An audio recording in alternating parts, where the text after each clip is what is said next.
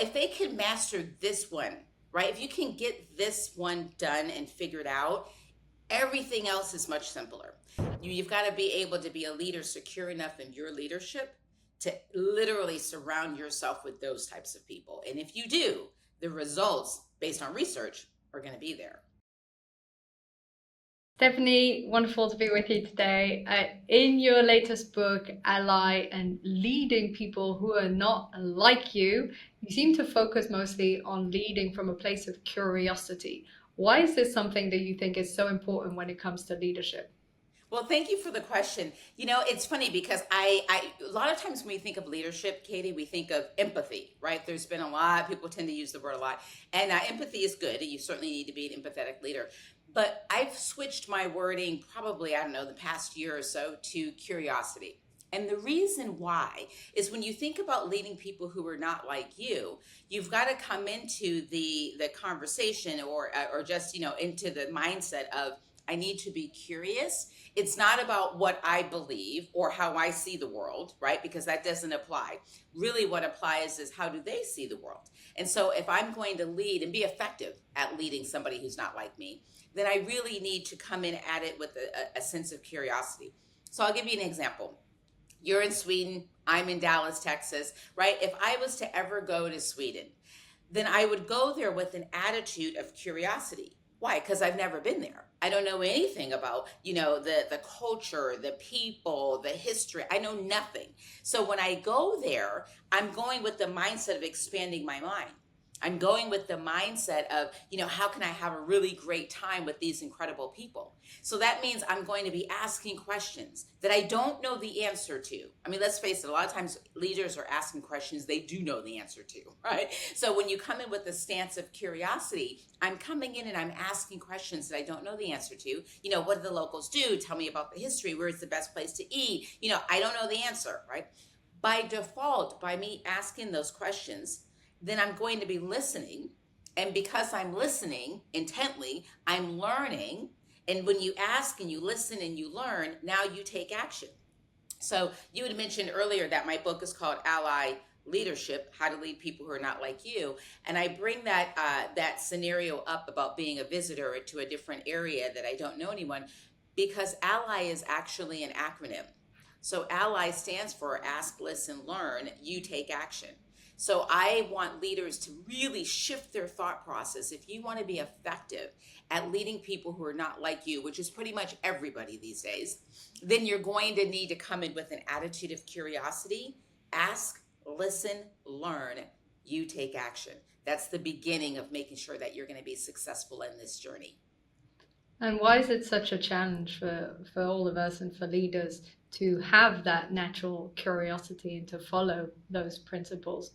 Well, when you think about leadership in general, typically we've been brought up, as leaders, and thankfully this is changing now, but we've been brought up to manage some tasks and tell people what to do. And we call that leadership. And that's actually not leadership at all. It's managing, but it's not leadership. So when we think about leading today's modern workforce is very much not like each other and not like you as the leader, right?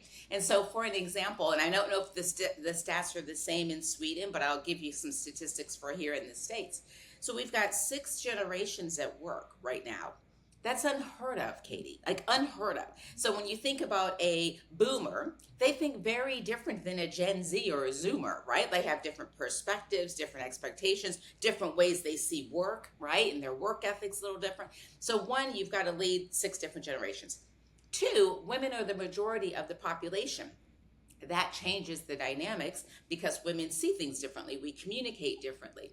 Then you have all the ethnic demographics shifting and changing, as well as you've got the LGBTQ plus community. You may have people who are neurodiverse. You may have some colleagues that have different able-bodied folks, right? Disabilities. We have a whole lot going on in today's modern workforce.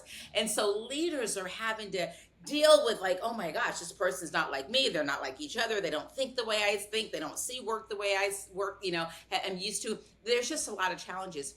on top of, you've got to make sure you're retaining top talent, you're attracting top talent, you're making sure your customers are happy, you're dealing with global, geopolitical situations, you've got global wars, you've got tariffs, you've got, there's a lot, right? So leadership is not easy. It's never been easy, but it's really not easy now. And so when you take all of that and then tell the leader, oh yeah, and by the way, you need to figure out how to lead this person, this person, this person, it's kind of a lot to ask. But what I want leaders to know is, don't be overwhelmed by it. Don't make this hard. There are things that you instinctively knew as a child that you did. Those same rules apply now. Because, and to answer your question, why is it hard? Because our brain actually wants things that are familiar, right? There's a part of the brain that's just like, okay, this is, from a cognitive perspective, it's just easier to deal with the known, right? The unknown feels like a threat to the brain.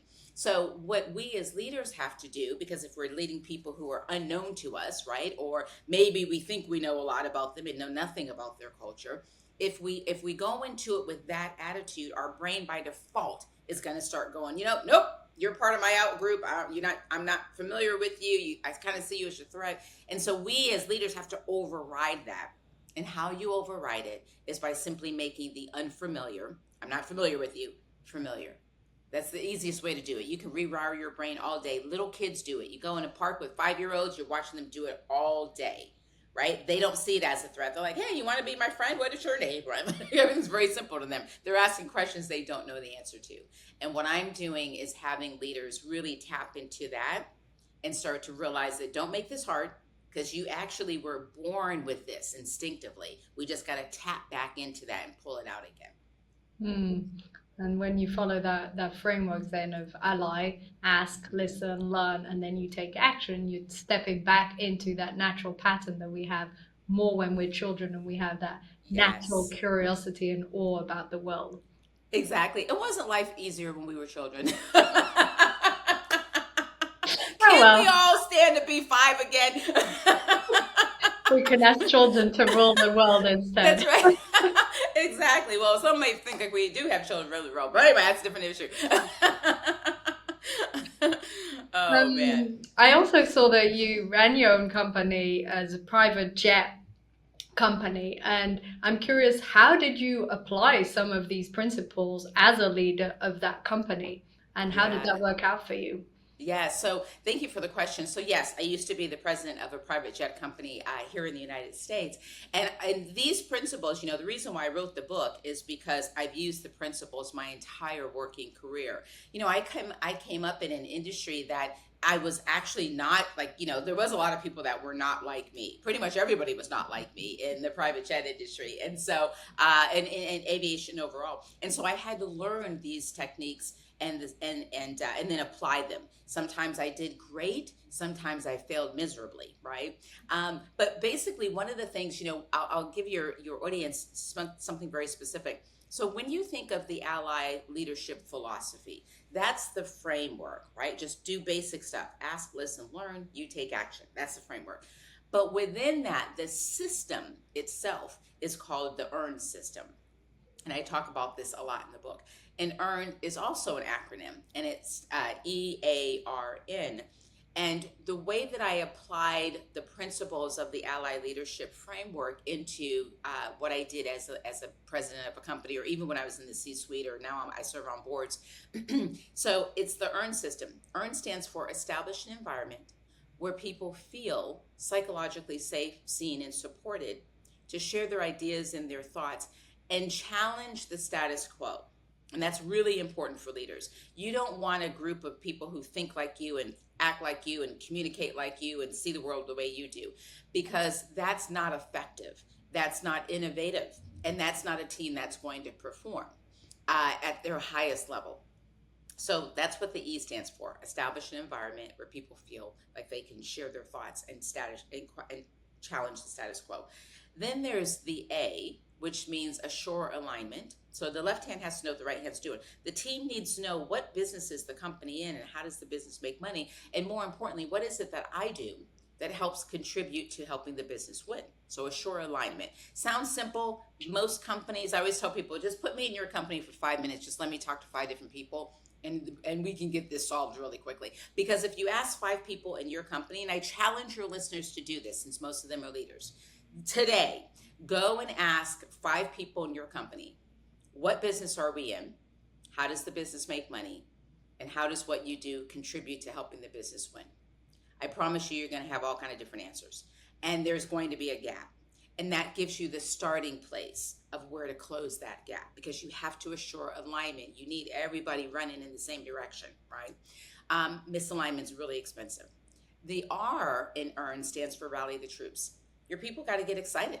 They have to have something more than their to-do list, right? And that's the job of the leader. What's the vision? Where are we going? How are we getting there? Like, get them excited about something that they can care about so they can show up, speak up, and deliver, right? And then N stands for navigate. Listen, people are messy. Times are hard, right? You've got to navigate that whole thing. So, I come from aviation. The best example I can give is a pilot never gets on a plane with no idea where he or she is going, right? Like, it doesn't work in our industry. So what I want leaders to realize is that should not work in your company either. So you've got to be really clear. Where are we going? Why are we going there? How are we getting there? When the rough air hits, what's the backup plan? These seem so basic. And I just want leaders, I know how hard the job of leadership is. I'm right there in the trenches with them. But we don't have to make everything complicated, right? I would say leadership doesn't have to suck. Okay, but you got to get back to the basics in order to have a team that thrives and wins in these really challenging times, and it's so doable. A lot of the time, principles sound easy, but when applied, that's when it's tricky. Even if we think of the basic principles of well-being, to eat a healthy diet and to exercise and get enough sleep, that takes what, less than 30 seconds to explain. It's pretty clear, and yet most people don't follow through. So it can be simple in concept, but then applying that is tricky. I want to come back to the E that you said, with sort of establishing that safe space and psychological safety, because you mentioned also being able to speak up, which means that then you don't step into groupthink where you all have to follow what the leader is saying, because otherwise you're afraid that you'll be rejected or fired. And so I think this one is really tricky, because from the work I've done and the companies where I've coached, a lot of the time people don't dare to speak their own opinion, and they are afraid that if they speak up, it won't be well seen. And therefore, I think psychological safety is something that's a lot more challenging, even though on paper everyone says it's super important. But in practice, I've seen that it lacks in a lot of different company cultures. I'm curious, what have you seen working with different industries? Yeah. You know what? If they can master this one, right? If you can get this one done and figured out, everything else is much simpler. And what happens is, a lot of times we as leaders may feel like, oh yeah, my door is always open, right? And we're like, okay. And so, but do you listen when they come in there and sit down and say stuff, right? So psychological safety is absolutely, Katie, you put it perfectly. It's easy to talk about and really hard to do, because what happens is we as leaders have to, this is something we can't pass off to somebody else. This is stuff that we have to actually really look deep and wide, right? So in ourselves, in our organizations, in our leadership team, so on and so forth. The easiest thing that I could tell you is this. I had a bunch of CEOs. I was speaking at a conference, and they asked me this similar question. And what I told the CEOs, I said, listen, you're built different. Like, you run the business, right? If you're leaders let's say we've got leaders listening, maybe they don't run the business, but they run the department. Here's what I want you to do, just to keep it the simplest thing. For 1 week, I want you to observe every single meeting that you're in, right? And here's what I want you to observe. Well, do you have different thought processes in the meeting, right? So who's in the meeting? I always tell leaders, who gets your benefit of the doubt and who just gets your doubt, right? So make sure in that meeting that you've got a good representation. And I don't just mean race-wise, right? Race or gender. I mean like thought process or communication style. Like, when I say difference, I mean difference in all of its forms. So make sure that you've got a lot of differences sitting at the table. So that's the first thing I want you to observe. Who's at the table, who's not at the table, who should be at the table. The second thing I want you to observe is when people start to speak, who's challenging the thought process? is anybody challenging the thought process, right? Because you could have a team full of people that all look differently. They could be ethnically diverse and still they've been trained to have the same thought process. That doesn't help you either, right? Like we need people who think differently, communicate differently. And then when they do challenge the status quo, so hopefully you have somebody who's going, well, I understand what you're saying, Bob, but I don't know that I agree with that, right? Hopefully you've got that going on. Most likely you do not. And so therefore it leads me to my third point, that when you've got someone that says something that's different than everybody else, what happens? How does everybody respond? Do people go, you know what, actually, it's a really good point, Katie, like, tell me more? Or do they go, nah, man, that's crazy, right? Right? How do they respond? So what I want leaders to realize is you're the leader. You can change all this, but it first starts with you observing and being really honest. So for this week, I just want you to, every meeting you're in, just observe it. Sit back, grab some popcorn, and just pay attention to the dynamics happening in your meeting. You don't need a 21-step process.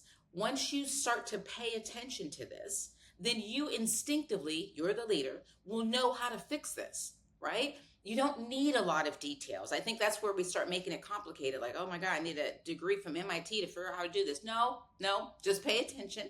And once you realize what's happening, then you know how to fix it. Well, wait a minute, let me make sure I get more people in here that are gonna not just get in line and fall in line with the same thought process. Let me bring in so-and-so or so-and-so. Let me coach them before the meeting and say, listen, I'm bringing you into this meeting because I think you would really add some value. I'm really interested in your thought process and how you may see things a little bit differently. So I encourage you to speak up. And right, like you've got to set that up. Now, what will happen is when you start getting a meeting where people like, you know what, I really like that idea. I think that we could go even further with it. Or, you know what, I like that idea, but here's some of the stuff that I'm thinking about. I think that this may be something we've got to really consider because this could come back and bite us, right? So you have that type of dynamic happening in the meeting. It makes your job as a leader easier. You now have a team that's much more innovative. And in today's workplace, in today's market, if you can't innovate, you're dead in the water. Right? It is just, this is the climate that we're in. And so here are some stats that I want your leaders to be aware of. Again, these are more US stats, but I'm sure they're similar in Sweden and abroad. Diverse teams are 35% more productive. Diverse teams are 70% more likely to open and get to new markets faster. And diverse teams are 36% more profitable. Now, I could go on and on and on. Don't trust me, Google it. You'll see Harvard, Deloitte, McKinsey, all kinds of studies out there. What I would also encourage the leader is that the statistics are clear, that people who don't think alike, have the same background, communicate alike, they just produce better results, but only when led well. So the leader has to be equipped to know how to lead people who are not like you. And that is the whole reason why I wrote that book. I think it comes down to the fact that we are naturally more inclined to be close to people who are like us. Yeah. And this leads both to hiring people that are similar, but Yeah. equally, once you're one of the employees, to want to say and agree with people around you because you think it'll make you liked. And creating a culture where that's not the case and where people can speak freely is something that demands direct effort. It doesn't happen naturally. Yeah, and I used to have one of the CEOs that I worked for. He's, people say, "Who's your favorite boss?" I always think of this gentleman, and he was one of my favorite, probably my favorite boss, because he was very, he'd run global companies, he'd lived all abroad, and so he was really intentional about creating teams that didn't think alike or look alike or act alike or have the same. We had no sameness, right? The leadership team was like literally, 15 different people. But he did such a great job, Katie, on creating healthy confrontation is what he would call it. Now, when he first got our team, we didn't have healthy confrontation. We did all think alike and, just do business the same way. And so that's how it had been for a long time. And he noticed it right away. And so what he would do is start to almost start things, right? To make us, critically think at a different level and to challenge us, to challenge each other and challenge the thought process. And so at the beginning, I will tell you, it was really uncomfortable for a lot of people, especially if you don't like confrontation, right? If you're just a person who'd prefer, like, most of us don't like it necessarily, but not everybody runs away from it. Some people run towards it. Some people run away from it. Some people just act like nothing to see here, right? And so you got to figure out where you fall in the pile. But he was such a great leader because he challenged us to literally have different thoughts. And what happened is we took the organization in a completely different direction. We got better results under his leadership. We as a team, we as executives all individually grew better because we were, if you're going to have an opinion, right, that is different, now you're sharpening your muscles to be able to defend that opinion, right? Why do you feel this way? And not just cater with like, well, the team feels this way and you feel that way, and then you go, okay, we'll just do what you guys want to do. No, this is not leadership, right? You got to defend your thought process. Why did you think this made more sense? Maybe you can get more people to see it your way, right? So I'm passionate about leadership. I know it's really hard, but I'm passionate also about raising up the right type of leaders. And in today's day and age, and in this season that we're in, you've got the opportunity to be an amazing leader that's global, that knows how to produce real results, like big girl and big boy numbers. You know what I mean? But you have to do the inner work. And the inner work is you've got to grab people who don't see the world as you do, who aren't afraid to say, you know what, I don't think that's the best idea. You know what I mean? You've got to be able to be a leader secure enough in your leadership to literally surround yourself with those types of people. And if you do, the results based on research are going to be there. It just makes you more marketable as a leader and more in high demand as well. All leadership always begins within. I would think that self-leadership is a fundamental pillar, because once you do the inner work, it reflects in your leadership. It reflects outside of you. You can tell from a company culture and from the way things are led how the leader feels. For instance, when a company is led through fear, you can feel that the leader is fearful. Yet when the leader is trusting, there is company trust, and that's when psychological safety arises. So there is directly this correlation. One of the things that I read about on your website was this question, so what? And I'd love to hear a bit more what's behind this question and how do you use it? Yes. So what, I started using that, gosh, probably 20 years ago. And the thing that it started off more so from a speaking perspective, because I'm on the speaking circuit and I speak a lot. That's really my number one revenue stream, is speaking to Fortune 500 companies. And so what I would start to realize is when talking, whether it's to the sales team or the leaders or the C-suite, is they were in a routine of always giving the same talking points. But when you challenge those talking points and go, okay, so what? Then people are like, right? And they couldn't answer from there. So what I want leaders to really always think about, whether it's salespeople, we'll use sales as an example. I came up, before I started running companies and whatnot, I came up through sales. And the best way I can think about this is, let's just use a commercial just to make it simple for everybody. In the female beauty market, this happens a lot. So you may watch a commercial and it's like, it's packed with hyaluronic acids and vitamin E and, vitamin D. And you're like, it's great. Like, it sounds great, right? But what does that mean? So what, right?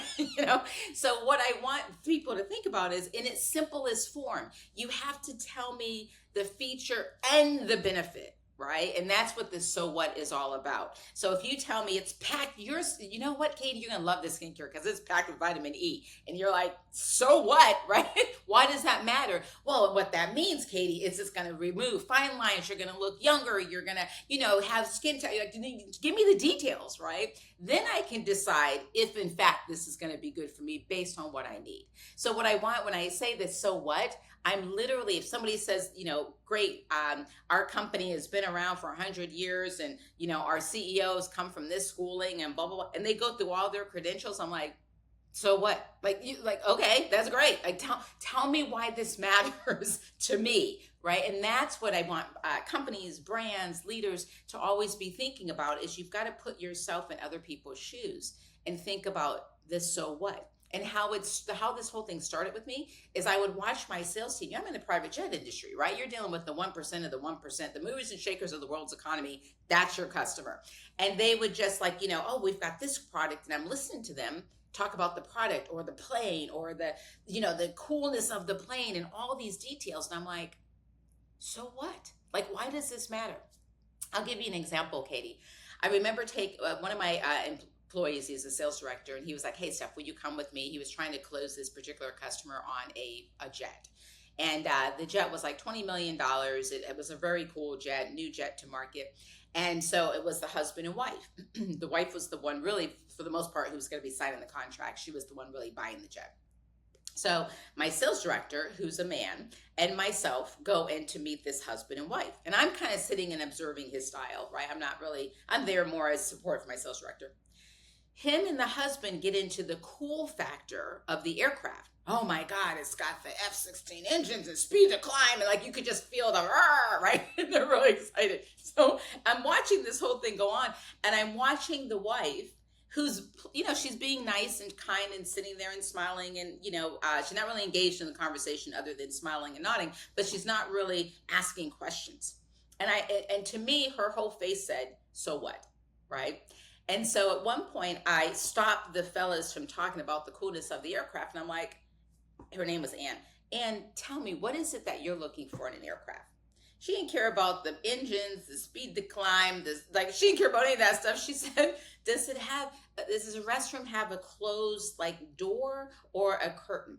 That's all she cared about, right? So I'm like, okay, so I'm looking at my sales director and I'm shooting him Darth Vader eyes, like, change the subject, right? Like, get to what she cares about. She doesn't care about all this stuff. She cares about one simple thing. Will she have, does the lavatory have a door or a curtain? That's all she cares about. Get to that point, right? That's the so what in this conversation. So it's a long answer. Hopefully it's a fun answer, because so what is just, I just want everybody, whenever you're saying something, I want you to go, so what? Like, think about it from their perspective, and that will alter how you present your company, your culture, your features and benefits. It will change everything, is if you explain the so what. Even as parents, right? Eat your broccoli. Well, why? So what? Why do I need to eat broccoli? It changes the perspective, right? Well, you want to grow up and be strong, right? You want to be able to play soccer, be really, you know what I mean? It changes how you present everything. I think that correlates directly to your title with Ally, because it's all about asking and listening and understanding their perspective, just like you did with Anne. And once you realize, oh, this is what she's interested in, you can tell it. And I mean, that's what sales is about, but that's also what leadership is about, and influencing, and just healthy communication is about really understanding, wanting to understand in the first place. I mean, first seek to understand, then to be understood, right? Stephen Covey. But it's all about understanding first, and then they are more willing and open also to understand your perspective. So it really is a two-way communication. For sure. Yeah. We're already approaching the last few minutes of our interview. What is something that I haven't asked you that is super relevant for the people listening today that you would like to share as our leaving note today? Oh, what a great question. Wow. Okay, let's see. Let me think about that. I think you've done a great job. So we've talked about the E.A.R.N system. We've talked about the Ally framework. And, I guess the thing is, and I've said this earlier, but I just want to reiterate it. Leadership is hard. And there's so many demands. There's the leading of the people, but then there's just, you've got to make sure your shareholders or your investors or your board. I mean, there's just so many demands on leaders. And so what I'm trying to do is to make sure that leaders realize that you're not in this alone. You don't have to do all the heavy lifting by yourself, because we don't need you burnt out, right? We need you activated and engaged. And so the way that the book is written, and you've read it, so there's no shame in this book. I'm not here to beat anybody up. Again, I'm in the trenches right there as well. But the point of the book is to say, you got this and you can do it. But I don't want you to make this overly complicated, because then we all get exhausted just by the thought of all the steps we got to do. And it really isn't that hard.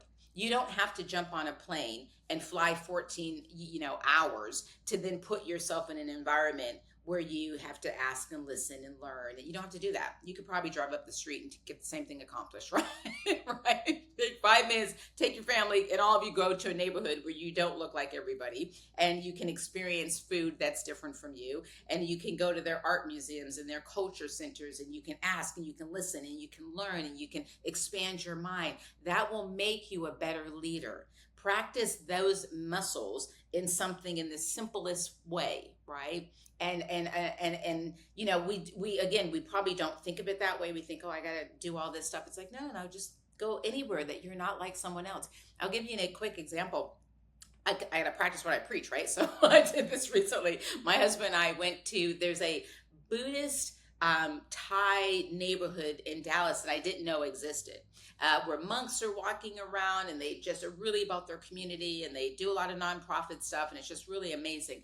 And so when I learned about it, I was like, okay, great. So on Sundays, what happens is they open up to the public, and they open their temples and their botanical gardens, and you just get to be in their culture for a while. And what happens is all the people in their community will cook. So you get amazing food that's hardly cost any money, and it's so authentic and so delicious. And then the money that you spend on the food goes to help their community. So all the nonprofit work that they do. And so everybody wins in this scenario, right? Now, took my husband with me. I was like, hey, let's go to the community and have some delicious lunch, and just kind of hang out and expand our mind into a culture. I've never been around Thai monks, right? It expands my mind here. And so or been in their temple. What's the protocol? What's the etiquette? So on and so forth. That was something simple that we did on a Sunday.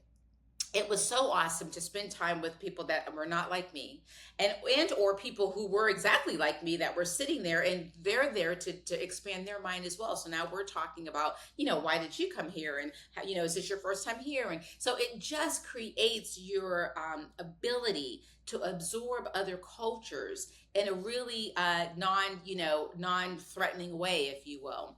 And so I just want leaders to think about that. That was amazing for me. I was incredibly blessed. My husband had a great time, and it we were there from, 90 minutes, 2 hours tops. And it expanded our mind. And so what I want leaders to realize is the whole world's global. Between internet, AI, like the world is changing really fast, and really, and so you can't put your head in the sand and just hope it all goes away. No, but nothing's going away, right? People who are not like you, by the way, they're not going away, right? So you've got to level up your leadership if you want to remain relevant. And that's what I would encourage leaders. It's not that hard, but if you think that you can just keep things doing it the way you've always done it, you are going to be left behind.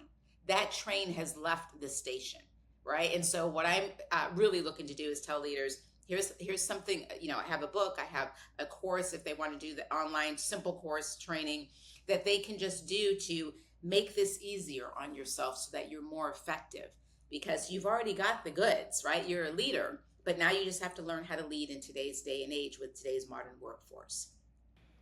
Beautifully put. Thank you so much, Stephanie. This has been such a joy. I love your energy. I love your perspective on this. We share a love for being open-minded, for curiosity, for leadership. So thank you so much for joining today.